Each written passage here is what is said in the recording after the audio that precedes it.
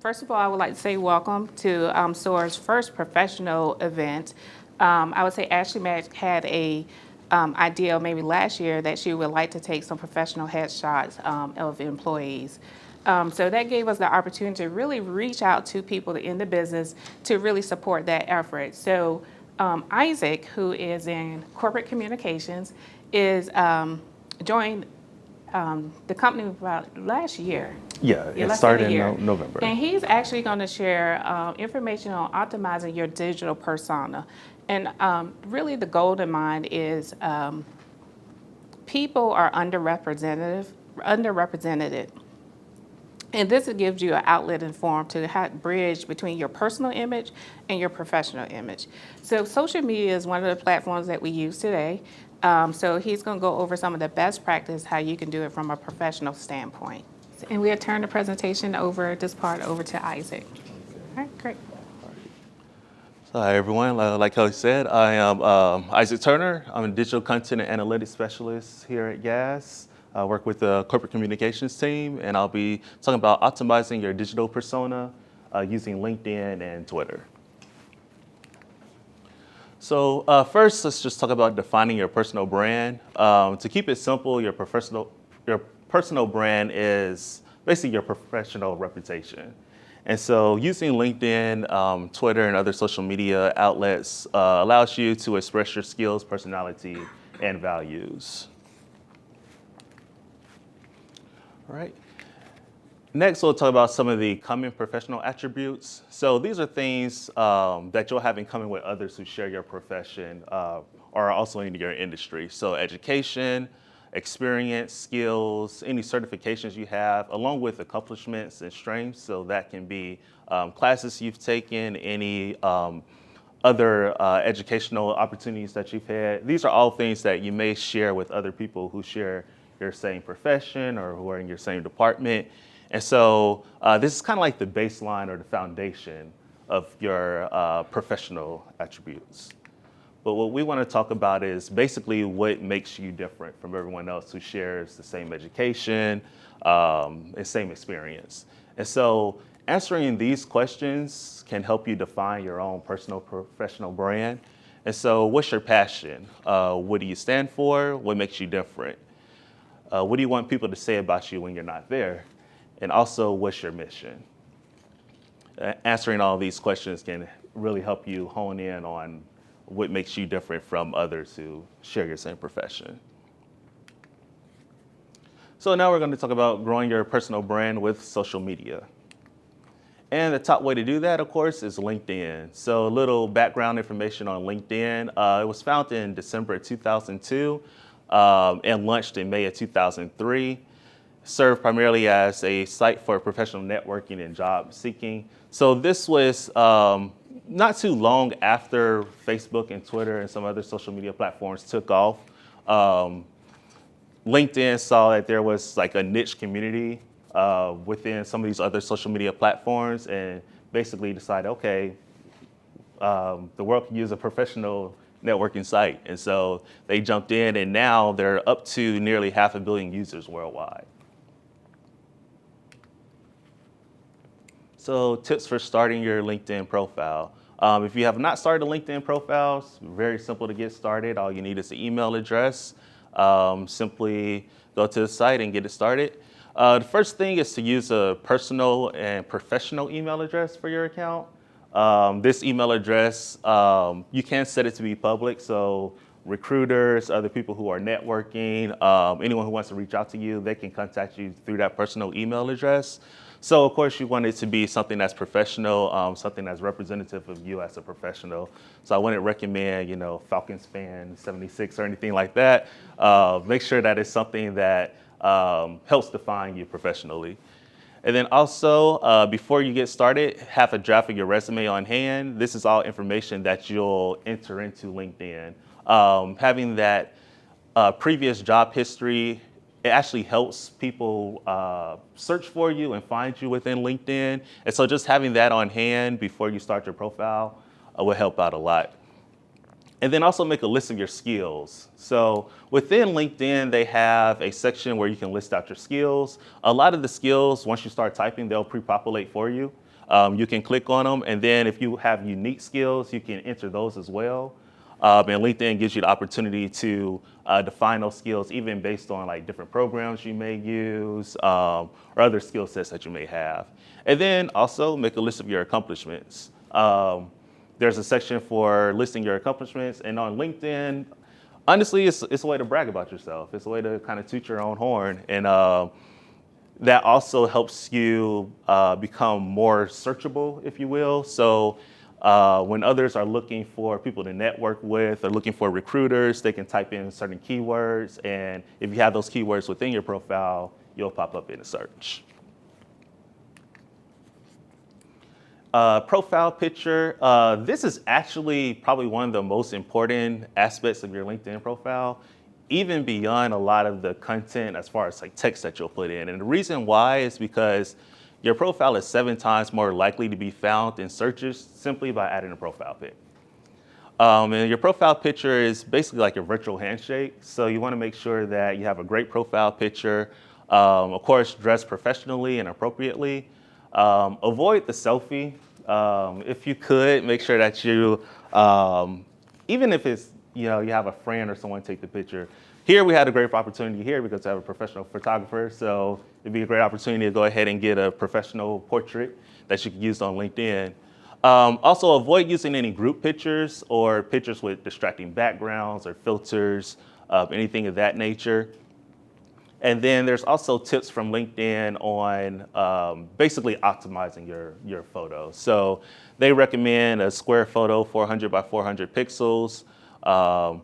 This is something that isn't necessarily isn't necessary because you can upload your photo. For the most part, LinkedIn will optimize it for you once it's uploaded. And then also plan to keep your profile picture in place for extended periods of time. So unlike Facebook or Instagram or some of those other networking sites, you don't want to constantly change your profile picture.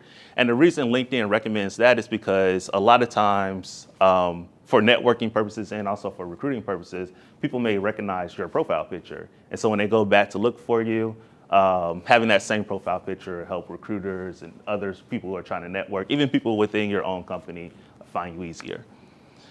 And your LinkedIn background. So this is the section of your profile that's basically above your profile picture. It kind of serves as a cover photo, similar to Facebook and other social media platforms.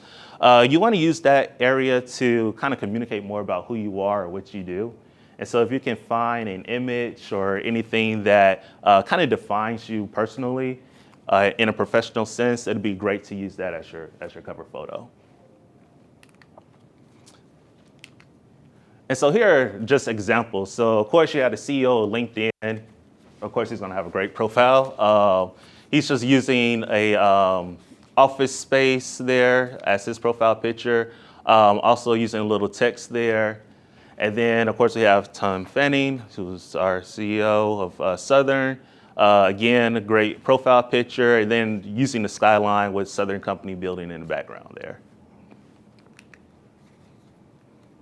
So career experience. This is one of the biggest sections of LinkedIn. And this is why you want to have your resume on hand before you start your LinkedIn profile.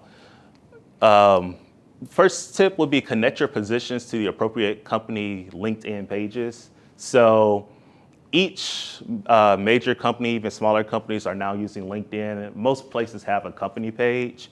If you work for that company, you want to link it directly to that page. What that does is help bring in their logo and other information, and it helps really solidify who you work for, and it kind of adds some credibility to your profile. If you don't link it directly to that company page, of course it'll still show any text that you wrote in about who you worked for, but it would leave basically like a little gray, almost like a house icon there. And so just having that ability to connect it directly to the company adds credibility to your profile. If you had several stops along your career path, only list the positions that are relevant to your professional aspirations. So like for instance, me in college, I worked all over the place, Firehouse Subs, Target, plenty of summer jobs.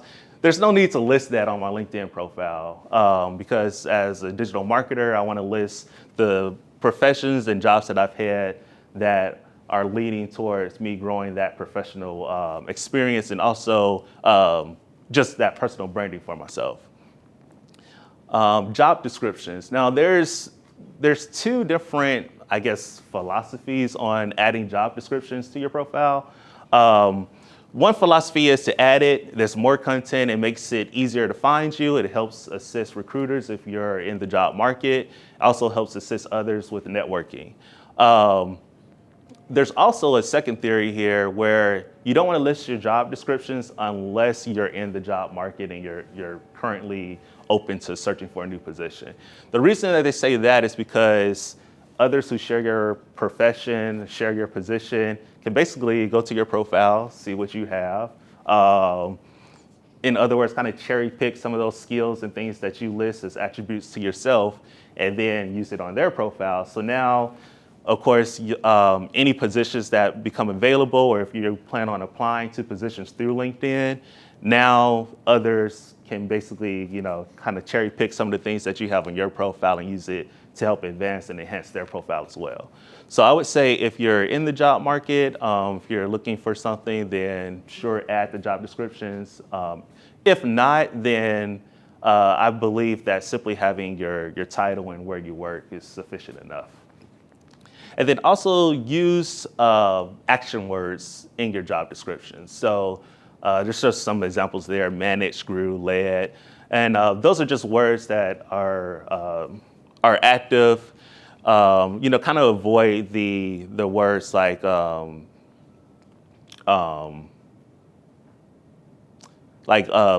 to or helped. Just some of those kind of more passive verbs there. Also, you want to make sure that you're using the correct tense. So for your current position, use present tense. It's what you're currently doing. For all past positions, of course, use past tense. And then limit your use of bullets throughout your profile. Make sure that you have just a short paragraph describing what you did and how you did it. And then if you want to go into detail, I would say maybe use 3 to 4 bullets for each position. All right, so next up is your education, volunteer experience, and courses. So this is additional information that you can add within LinkedIn. People who list their education are 17 times more likely to be found than those who don't. And keep in mind that your education is your any professional or secondary schools that you went to, but also keep in mind that it can include things such as like study abroad programs or seminars that you've been to, any type of certification, professional events that you've gone to. Include those as well, because that all helps to build your professional profile. You also have the opportunity to include any honors or scholarships and also extracurricular activities that enhance your professional brand. So when it comes to extracurricular activities, that could include volunteer service, which there's a special section for that within LinkedIn. But then that could also just include like any type of social clubs that you're a part of, anything that you do in your spare time, if you're into any type of like sporting activities. And what that kind of does is basically rounds you off and helps present you as a well-rounded person. For the most part, I don't think, for instance, on my profile, I have throughout college, I participated in intramural basketball. I don't think that, my ability to shoot a free throw is going to land me any position in digital marketing. But what it does is help to show that, I'm a well-rounded person. I know how to work with the team and things of that nature. And so just continue to look at things like that you can add to your profile that help define you as an individual.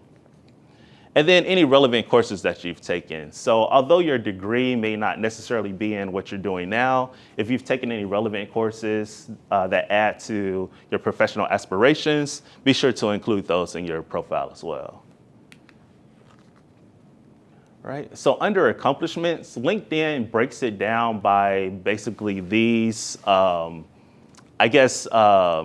topics. So you have publications. Under publications, you can add basically URL links to anything that you've been published in, or if you have been if you have written any content that's been published as well. So it works just both ways there. If you've been featured in any like industry magazines or anything of that nature, you can list it there. And then also if you've done any writing that's been publicized there. Then under patents, you can list any patents that you have. Again, relevant courses that you've taken. Projects, any professional projects that you're working on, they'll give you the ability to list those there. Keep in mind that this information can be public depending on how you set up your profile. So if there are any projects that you're working on that don't need to be known by the public, I wouldn't list them, of course. And then, of course, honors and awards, test scores, languages. If you're bilingual, this is a great opportunity to point that out there. And then, again, professional organizations that you're a part of, any ERGs that you participate in, you can list there as well.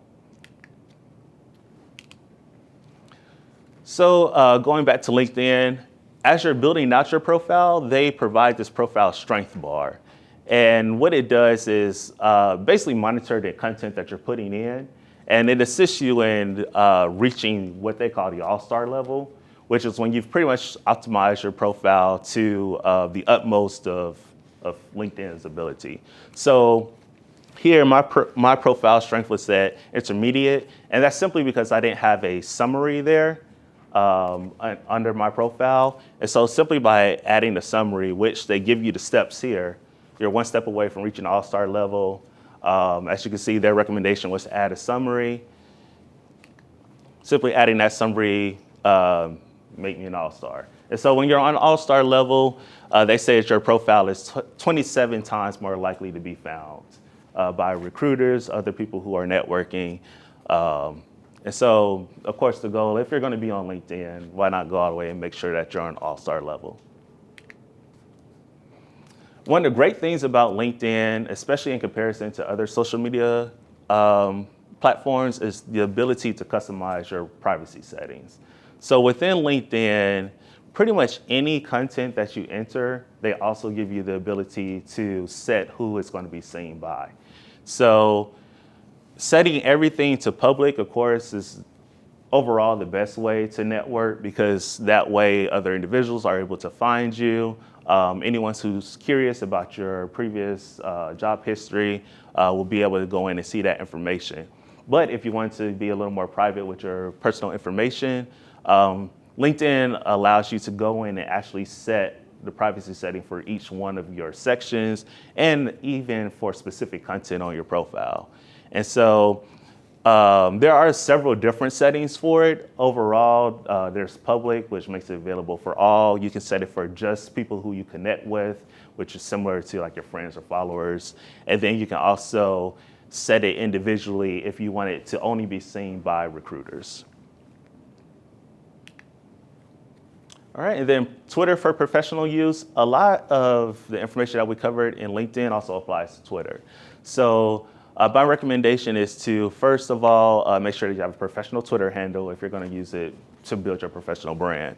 And Twitter, of course, provides bite-sized information. Professionally, the advantage is that you can use it as a personal promotional tool. The good thing with Twitter is that it's not specifically meant for professional networking like LinkedIn is. So you kind of have the ability to express yourself a little bit more using this platform. And so create a professional profile and keep it public. Put your skills on display. So again, brag about yourself. Come in on tweets that are relevant to your industry, and also make sure that you follow others that are relevant to your industry or kind of meet your professional aspirations. Post pictures of your career highlights, showcase your personality, and hashtag often. One of the key benefits to hashtagging is that others can click on that hashtag and basically find content that you've posted as well as join the conversation. And so LinkedIn is now using hashtagging a lot more as well. So it's a good way to follow others in your industry. And then engage with your followers. Reach out to others, make sure that you follow people within your industry, follow other company pages.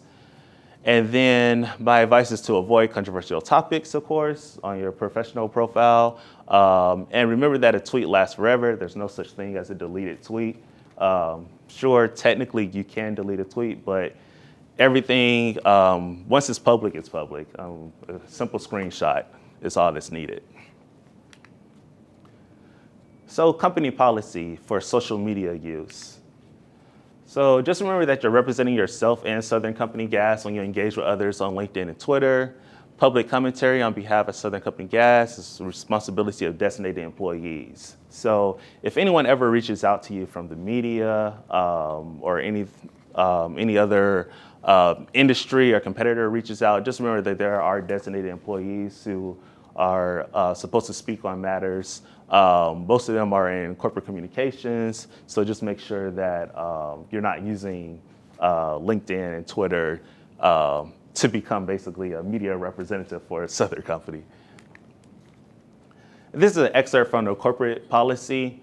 When you voice your opinions or commentary on social media sites and identify yourself as an employee, you must clearly indicate in the communication that your views are personal opinions and do not represent the views of Southern Company Gas. And so just keep that in mind. According to the policy, that you're supposed to clearly represent yourself and yourself only. And if you're speaking about Southern Company Gas or Southern Company, you need to indicate that within the post. And how you do that just depends on what type of post you're making. And so this next paragraph comes out of the social media use policy. The biggest takeaway here is that you should never speak as a spokesperson for Southern Company. Like I said, there are designated people to do that. And always make sure that you're complying with the company policies when using LinkedIn and Twitter. To find a social media policy is pretty easy. Just go to Pipeline, Policies. Then there's a corporate communications section there. There's a drop-down menu. That'll take you directly to the social media policy.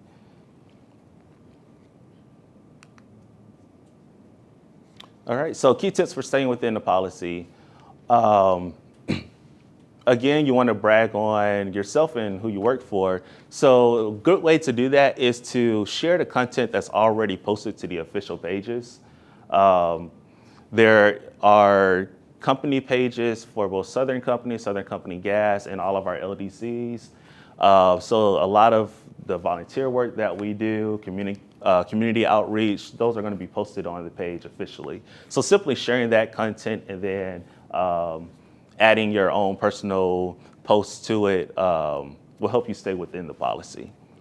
And then avoid sharing your insight on company-specific matters. Again, you don't want to give any inside information. So just keep that in mind whenever you're making posts. If it's not public information, or if you're not sure if it should be public information, my recommendation is not to post it. And then do not provide specific figures or statistics. Don't pull up a spreadsheet that's internal and start listing out things for everyone to see on these social media platforms. So in conclusion, you can use social media as a professional tool to help enhance your brand. The two primary tools that we recommend is LinkedIn and Twitter. Again, highlight what makes you different, talking about your personal brand, what your passions are, what helps you stand out from others. And then engage with others to build a digital network of professionals. So not only networking within the company, but also networking with those outside the company as well. The great thing about social media now is that you can reach out to people who previously you just would have never had the opportunity to have a conversation with. And then, of course, keep it professional at all times. Remember that anything and everything that you post can be public, even if your settings are not set to public. You want to make sure that you keep it professional, and then anything that you post, you feel comfortable being able to explain that post and defend basically your comments. So in conclusion, are there any questions? on anything? Yeah, Sure. since LinkedIn has the ability to post as well, like, do you have any particular philosophy on how to use LinkedIn and Twitter differently? Or Yeah, I would say with Twitter, because Twitter it's more real time than LinkedIn. I would save LinkedIn posts for like really kind of like bigger highlights in your career. With Twitter, you're able to basically post instantaneously with that. And so some of those smaller bite-sized things that you do throughout the day or that you may want to highlight professionally, I would say is to use Twitter as the proper platform for that. And then also with Twitter, because it's not specifically for professional networking, it kind of gives you the ability to be a little more expressive, I would say. And so using that platform would be best for that. There's, kind of like industry jokes and things like that that you can make on Twitter that you wouldn't necessarily do on LinkedIn. So.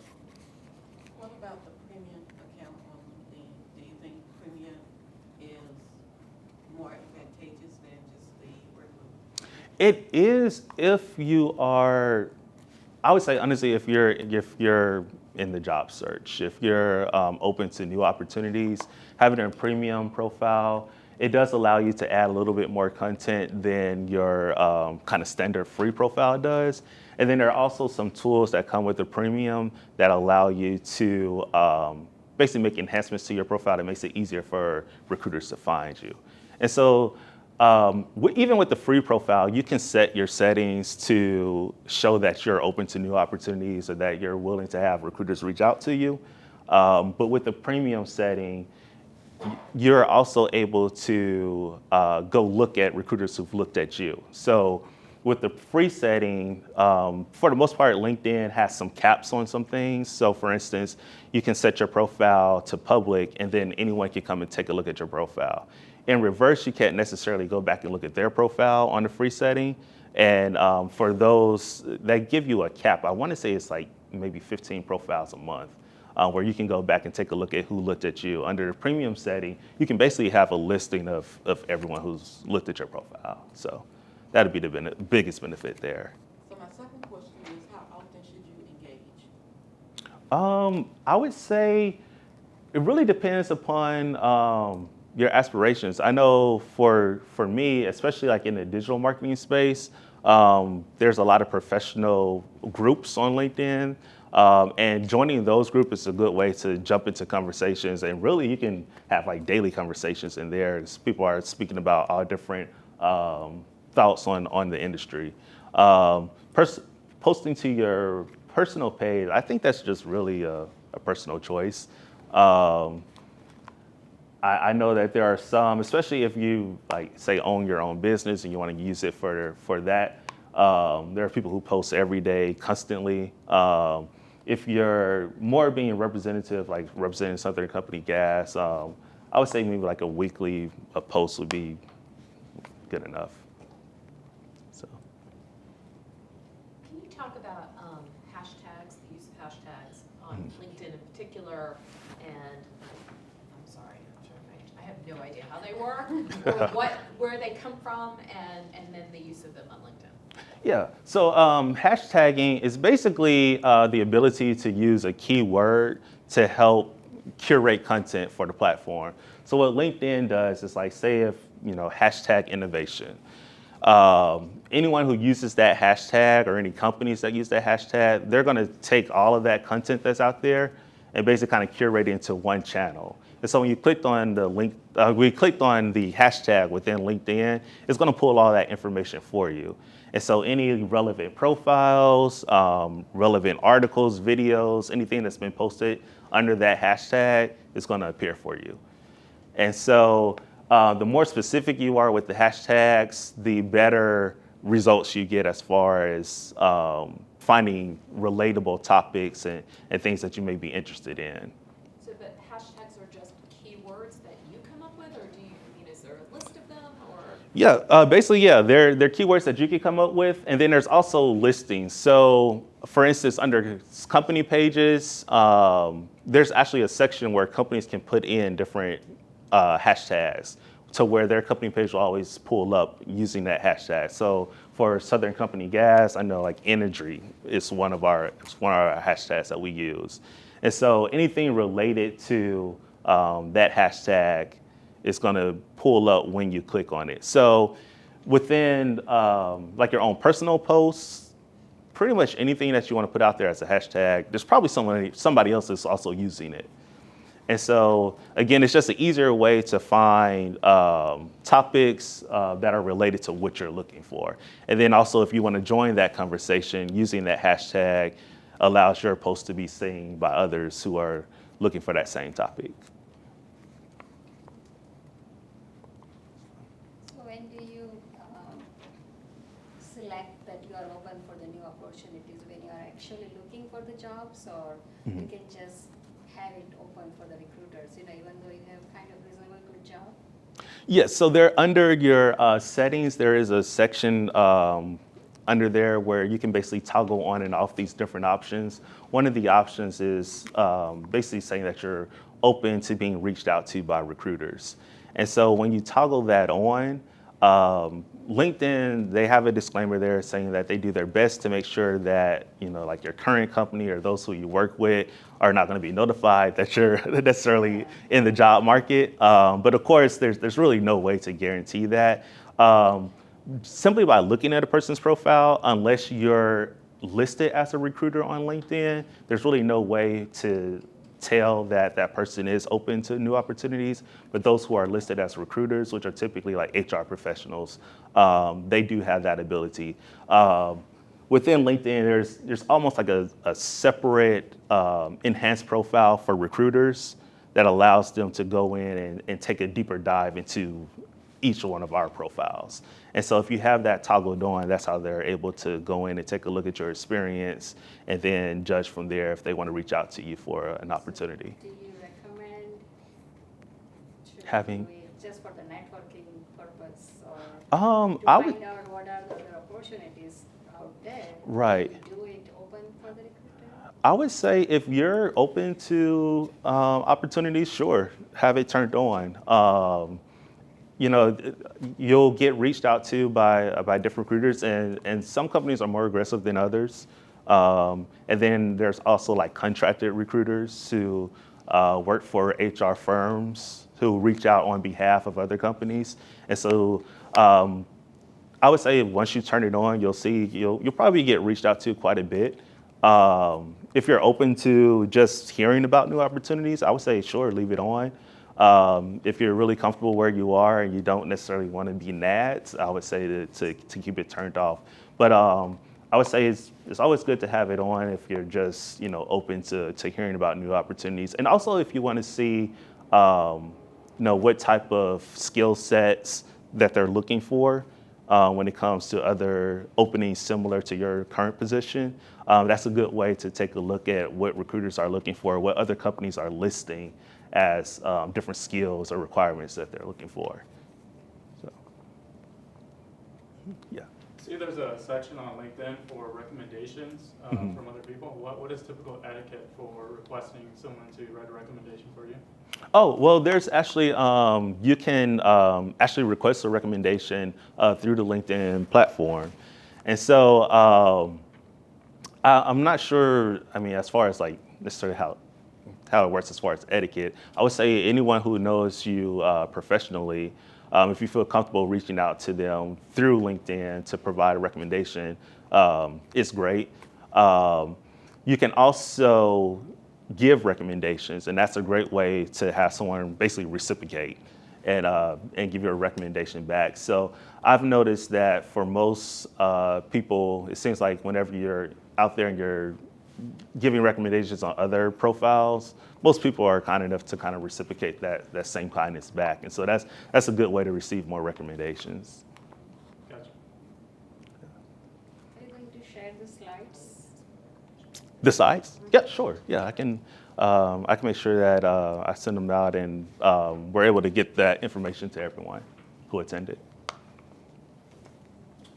So So All for right. the job descriptions, you Mm. kind of mentioned, you said, don't write everything that you do, somebody might copy or whatever.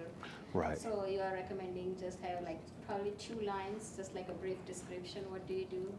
Right, and that's only if you're comfortable where you are and you're not looking to necessarily make any professional moves anytime soon.